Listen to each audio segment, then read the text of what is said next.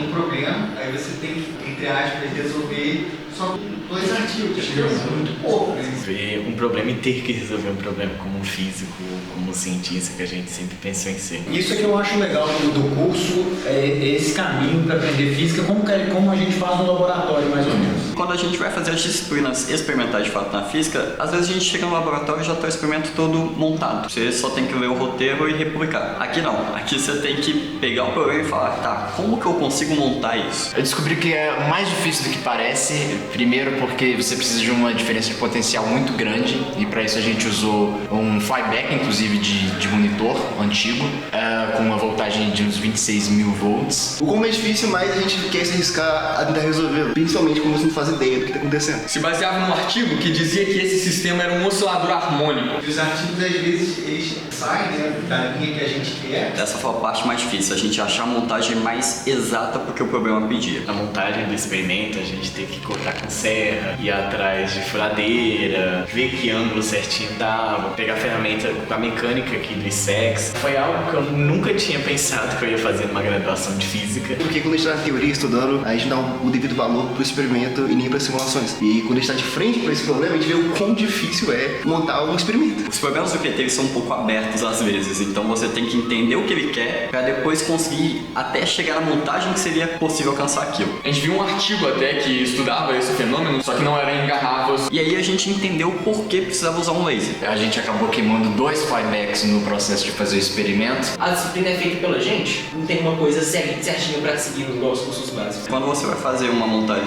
num experimento que já está feito, poxa, só tem uma montagem, você não precisa pensar em várias que vão dar resultados diferentes, mas que às vezes todos se convergem numa mesma conclusão. Nesse caso não, a gente fez pelo menos umas 6 montagens diferentes e elas todas, uma ajudou a outra e uma também contribuiu para a evolução do problema. É importante você fazer outro método para comparar os dois e ver se um está certo, ou está errado, se está coerente ou não. A gente partiu, no caso das equações de Maxwell, usou o console meio que para validar a nossa teoria. Eles bateram muito bem as nossas curvas, tanto experimentais de simulação. Quando a gente estuda modelo atômico, que a gente vê a evolução do modelo atômico e como ele foi sendo construído aos poucos, praticamente é isso. Eu aprendi muita coisa durante o processo. Tratamento de áudio, vídeo. Alinhamento de aparato óptico, eu não sabia fazer, eu aprendi aqui na disciplina como fazer esse alinhamento de aparato óptico. E a gente não está acostumado a fazer essas simulações de fluidos na graduação, nas matérias mesmo que a gente tem. A gente baseou muita solução do problema em simulações. Então a gente pôde usar software para seguir essa bolinha. E com essa imagem gerada pela câmera, a gente tinha que saber tudo que for possível de dentro do caleidoscópio. É um tipo de problema que você tem muitos parâmetros, você tem que escolher os parâmetros certos ali para ver o que vai acontecer experimentalmente. E além disso, fazer o seu setup e realizar trabalho. O que você já sabe,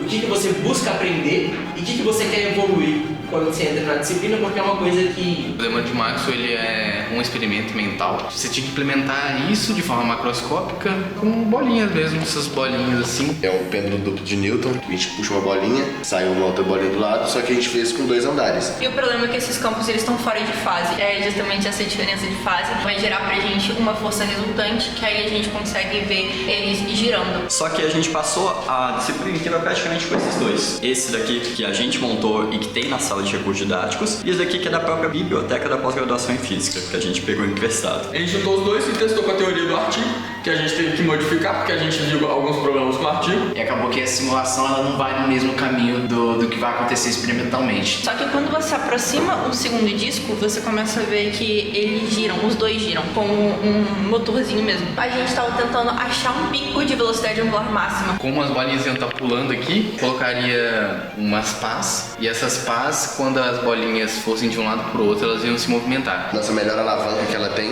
a gente estava usando bolinhas de Natal. A depender da posição, por exemplo, do segundo disco em relação ao primeiro, a gente tem que ele gira com velocidade diferente. A explicação do período, nesse caso, não pode ser a mesma que a gente estava usando para água. Claramente não é um sistema massa-mola se você não tem mola. A gente está fazendo o pistão vibrar. Como a gente está colocando energia, a gente está realizando trabalho na setup, a gente não está violando nenhuma lei. Isso aqui é uma mini C, rapidinho. É um acelerador de E é por isso competências. que é legal. Você vai perceber, pô, às vezes o que tá no meu dia a dia tem uma física muito importante, muito bonita por trás.